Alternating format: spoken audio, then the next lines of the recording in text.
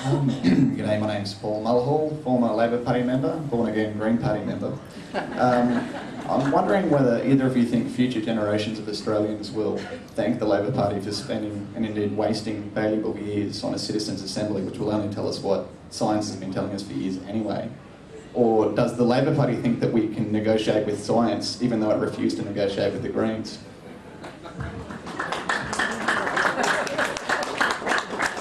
Nicely put. How will we be judged?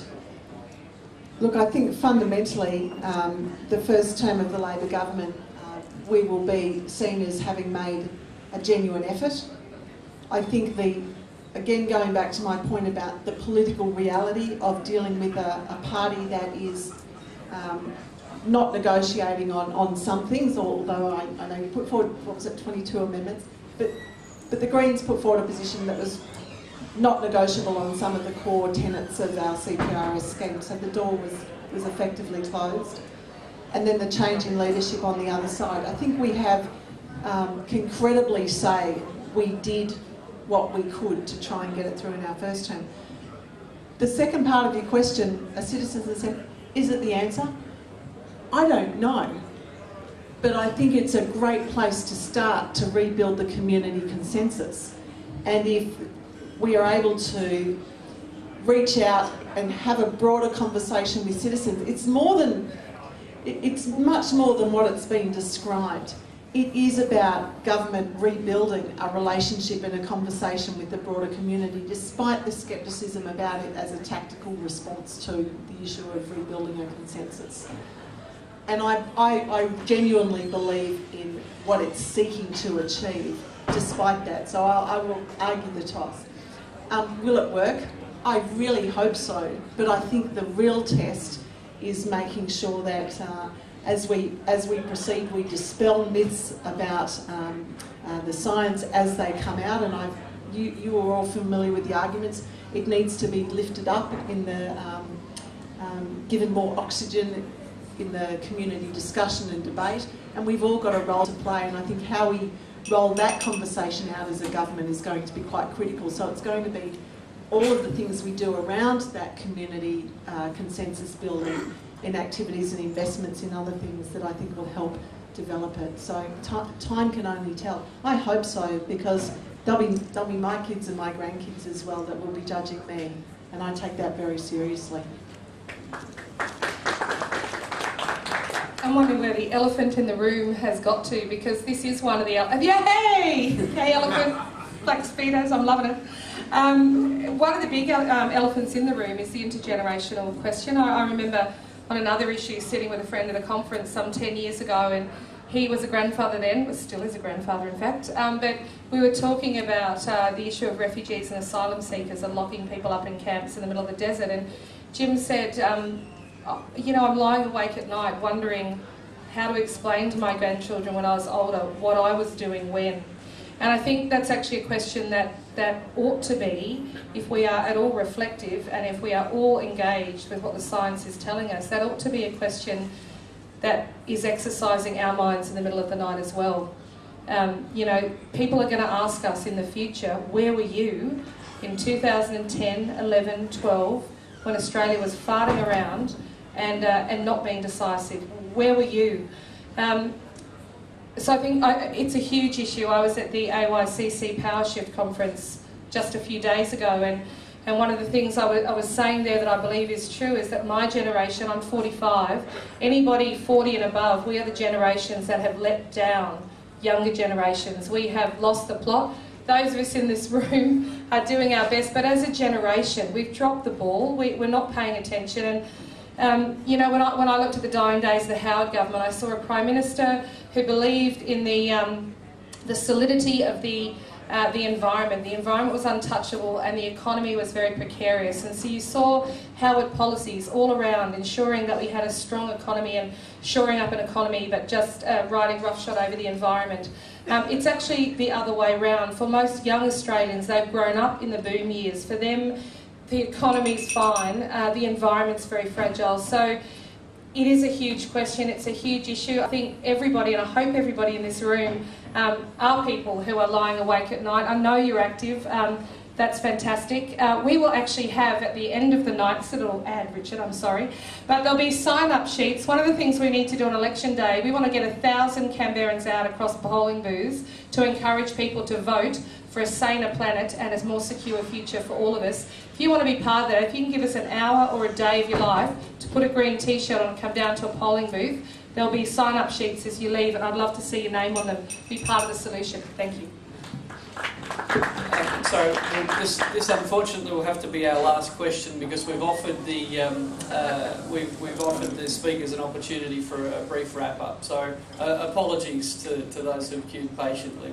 We've got through a lot of questions, but this will have to be the last. Last and lucky one. Lucky one. Make it good, but make it short.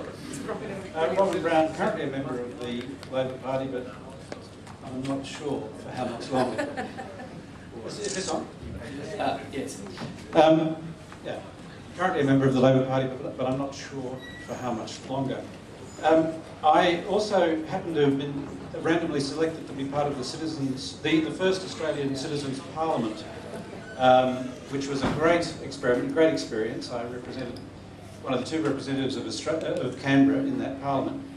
So I'm rather keen on these means of deliberative decision making, but I don't think that we need a year to go through that. I think the Citizens Assembly can do a job in a much, much shorter time. My guess is that if it were really fair dinkum, the chances are it would come up with the answer that we need a carbon tax, a simple carbon tax, really quickly. And this, of course, is what Joseph Stiglitz and the Productivity Commission and others have said. So I just don't understand still the attraction of a market-based system, maybe on top of a carbon tax, but Europe has found that an ETS has all sorts of problems. I'd like to see more consideration of a simple carbon tax.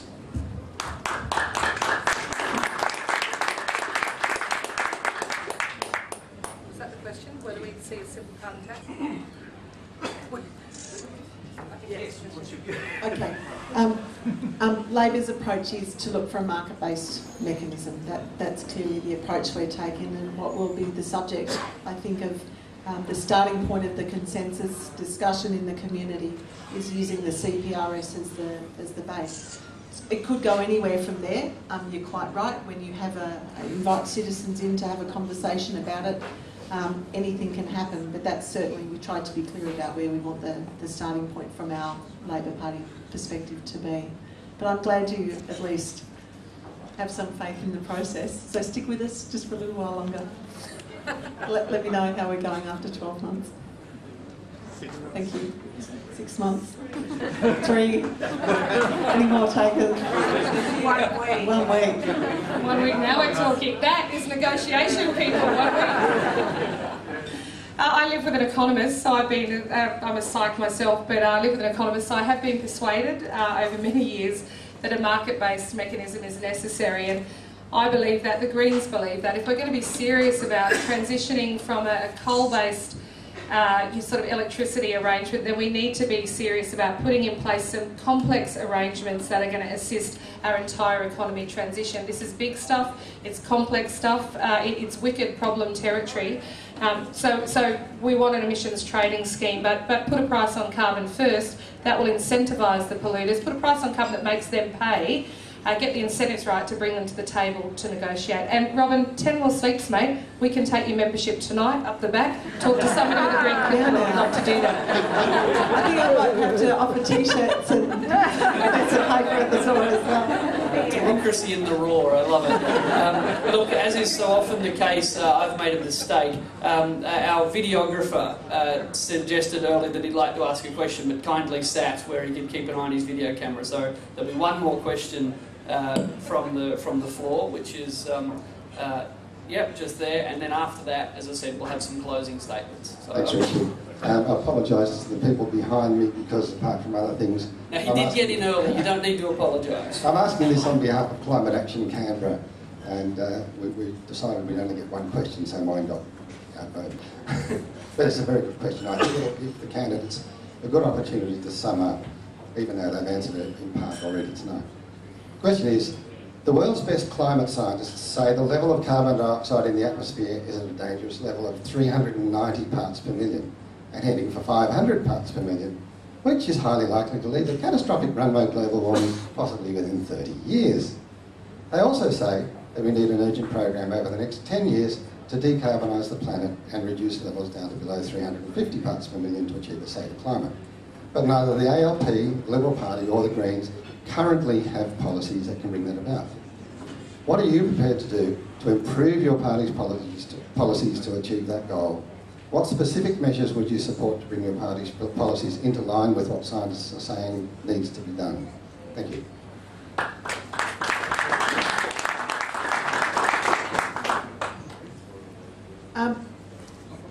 I think I've made clear that I will continue to argue within the Labor Party for much faster action to respond to that particular challenge.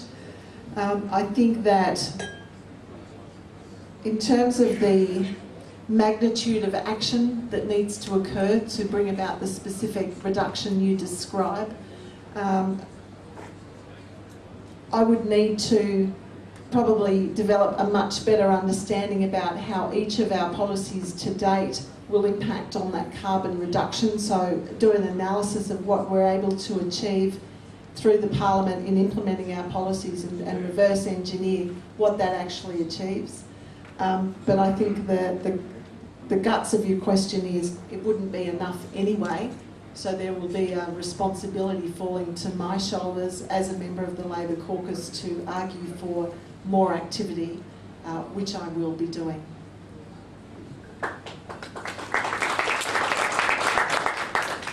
I'm going to sit because it's the end of the night. I'm getting tired of jack and boxing. Well, our plan is to, 4 parts: reduce emissions, increase renewables, protect biodiversity, and invest heavily in research about more efficient carbon capture. So I think if we can get a matrix up with those 4 broad pillars, we're going to hopefully, we have to stop increasing parts per million and we need to bring it back down. So we are going to need to make deep cuts fast, but it's possible, it's not beyond us. We're a smart, ingenious, creative species. We can get ourselves out of this predicament. We are going to have to move on to the last phase. I'm terribly sorry.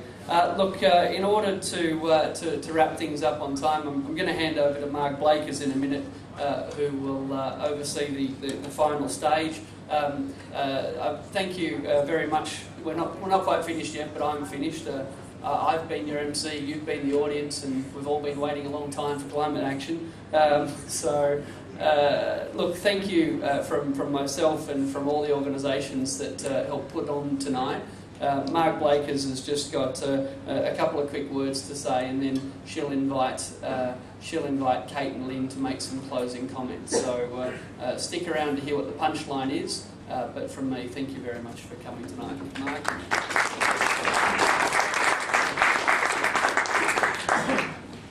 Thanks, Richard. Thanks, everybody. Looks great from up here. I've got some thank yous, a couple of announcements, and then a piece of good news, and then we'll wrap up with the final statements from our 2 speakers. So first of all, thank yous to Colin for the fabulous banner here, which you'll see on Sunday at the Walk Against Warming, where I hope you're all going to be, 12:30 at the Questacon. Leon Arundel and Clayton McDonald for the AV, Susanna Chung for the design, and Serena Rogers for the media. And most of all, Rebecca Horridge. Where's Rebecca? Where is she? Rebecca has put this all together. So thanks very much to Rebecca for enabling this night to come about.